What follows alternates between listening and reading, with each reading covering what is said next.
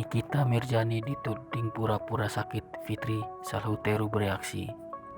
Fitri Salhuteru buka suara mengenai penyakit yang diderita Nikita Mirzani.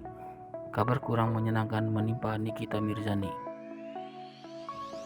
Di tengah kondisinya masih ditahan, kesehatan Nikita Mirzani turun hingga harus dilarikan ke rumah sakit. Fitri Salhuteru mengungkapkan kondisi terkini Nikita Mirzani.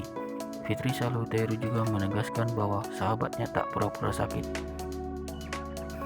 Fitri Salhuteru mengatakan bahwa Nikita Mirzani tengah mengalami masalah pada saraf punggungnya.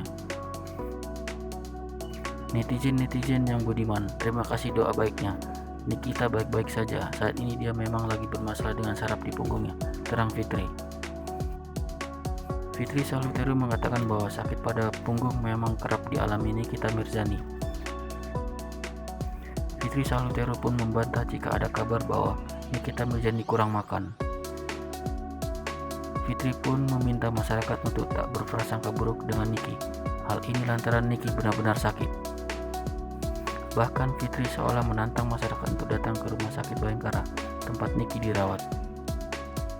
Coba kalian tanya deh, datang kalau nggak kesini ke rumah sakit Bayangkara.